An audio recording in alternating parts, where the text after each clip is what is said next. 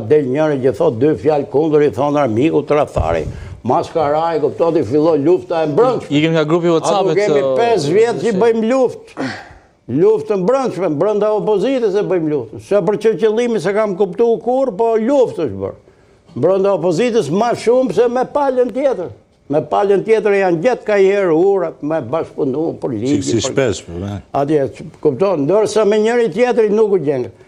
Kështu që ta thash, kjo është një situatë që fatkeqësisht kemi shumë pak elementar. Mu kjo nuk është se më trishton shumë, se unë jam i bindjes që e keqja do shkoj deri në fund, e do këputet. Ky rrogjim do bjeri në mpeshën e zullumit vetë. Edhe në qofë se si jemi ne të zotë të arëzojmë, do bjeri në mpeshën e zullumit vetë, në presion e ndërkombëtarëve, se nuk është se ato për te Kazakistan ato, po ato për Europën, për Amerika, janë realiteti qikësi periferike, janë në influencët e i... Po ne jemi këture, në mes me zdet. Jemi rrethu nga vëndet e Europës, jemi në NATO, do shikoj një qikë ato këtë loj realiteti shqiptar. Pse, po nuk mund të marrin të fusin, vërtet të fusin një lagjet varfër në Europë, po jo të fusin një lagjet krimit, se si levërdis për vetë në vete, qofë se nuk e pastrojnë në i farë mënyrë, se ne si duket me, sa duket shqegimi të zotë për ta pastru vetë vete, për të bërë kafarcës. Po ato do të bëjnë, edhe jam i bindë për këtë punë që do të bëjnë. Po të të puna është që për te i kësaj ti, atje të ketë një shpresë, një alternativë që gjërat po ndryshojnë realisht, që po ndryshojnë me gjithmonë sa gjëra për Shqipërinë, mënyra si bëhet politikë, mënyra si ndërtohen institucionet, pavarësitë e institucioneve, mënyra si bëhet ekonomia, nuk mund t'ja dorëzojnë gjithë pasurinë e Shqipërisë. Një grush njerëzish 20 vet gjithsej, ose disa të hujve që nuk e dim. Ky kryeministri jon, ky ka dalë me shit tokët e Shqipërisë nga përbot. Si që bëjnë to, pronarët që kemi ne këtu në për qytet, që thot me 30%, jo po 35, jo 20, se Shqipënia s'ka që shetë ma, vetëm trulli i kam bete. Edhe kjo po të shohë qeverin të shi dhe parlamentin, javë për javë, muj për muj, merë ca vendime, 50.000 metra këtu i qimi, se në fakt kjo është oferta që mund t'i afroj edhe investitorit huj. I mira po i keqja i kupto. Kjo është oferta e vetëm, afroj trull Shqipni, kemi i port në Durrës, po ja japim ti të Arabit, kemi i port në Vlorë, ja japim ko e diu një tjetëri, kemi i port në Sarandë, po ja japim ti tu atje, do me thonë kjo punë, se s'ka që jep më gjë tjetër, sepse ato që nuk janë shit akoma në Shqipëri, nuk janë shit jo se si shet do të qeveria si ka vuj, po s'ka një interes të hujët, s'ka interes kapitali për t'i blemër, se janë pa interes afare, janë biznese humse. Po pjesën tjetër kjo e shetë kjo, për ditë, qitë një vendim qeverie, 50.000 metra këtu me një euro, pasaj platforma për malet, pasaj platforma për portet turi, ka se bebe sa të dush, për të firmos Shqipëri, se në fakt Shqipënia jonë s'ka gjë tjetër për vetë saj.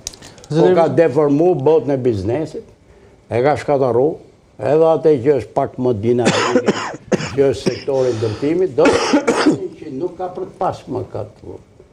Shqipëria nuk mund jetoj vetëm me turizmin, me këtë ofertën, si me thënë, të një luksi që se ka. Këse kam fryk që edhe kjo do vi, do mbingopet, kjo lloj situatë, do prodhoj probleme tjera. Zë Dervishë? Do të thënë, nëse ti merr pak vetëm një fabull të Akshit, merr një njeri, një akuzuar koordinator i botës krimit, bashkë me drejtoreshën e Akshit, edhe janë aty ku ke besuar dhënat personale, ke dorëzu shpirtin, caktojnë parametrat, caktojnë kush do e marri, po di se kush do e marri, e është 2 po e bëjmë 4, rrëmbejmë dhe ca biznesmen, dhe këtë, do të thënë, këta turprojnë dhe skenaristët e Netflixit. Pse? Do të thënë, nuk më dëgjove deri në fund. Këtë tender do ta bëjmë për normale në Shqipëri, mund të ketë shumë skenare, jo normale, po jo deri te rrëmbimi. Këtë tender do bëjmë me këto parametra. Jo 2, po do të çojmë 4, edhe nuk është 4 kokërare, 4 milionë euro. Këtë do e heqim, këtë merremi ne, këtë shkojmë me rrëmbim. Dhe asnjë fjalë. Kemi lënë drejtësinë, ja kemi lënë drejtësinë. E këtu vin pastaj këto, do të thënë, e keqja e relativizimit dhe përgjithësimit. Mos i vën gjës emrin që ka. Tek e djathta ka një, do të thënë, këtu është plaçkiti tani, ti ke prish biznesin, ke prish ekonominë, ke prish administrimin, ke prish politikën dhe ke mbrit në një gjë që s'mban më. E djatha ka një gjë gjenetike. Varësinë e tepruar të aleatët. Ishte historia 45-ës, 2025-ës, prapë edhe para zgjedhjeve do vi diçka nga Amerika, edhe tani kjo ideja që do vinë, do të thënë, me helikoptera, do të thënë që nuk ka mundësi, do të thënë. Nga që është asnjëherë shumic e fortë tani. Jo, dakor, po ka një varësi do të tepruar edhe krijon dhe pritshmëri. Do vinë patjetër, do vinë helikopterët, patjetër do vinë që ta bëjnë, gjë që në një farë mënyrë nuk ndodh. Edhe në Maqedoni, që do e përmendim me drejt zoti Shehi, atje filloi nga zullumi i brendshëm. Ai njeriu që kontrollonte të gjitha, caktonte biznesin, bënte çfarë donte, një tip kaubojsi i vogël, i dolën përgjimet. U kriju situata, por pati një reflektim, sepse e çuar në opozitë. Edhe iku për gjithë natën pastaj. Në momentin që e thriti salla e gjykatës, iku për gjithë natën. Ndërsa këtu, prandaj është edhe historia, domethënë që këtu zgjidhet i prishim, i marrim me çfarë do gjë pikërisht për të shmang the day after. Ditën më pas. Kjo është historia, dhe ka shku ka shumë thellë. Në Maqedoni nuk ishte kryetar opozitë i cili ishte me nëngrada. S'ka lidhje me opozitën, ka lidhje me rotacionin.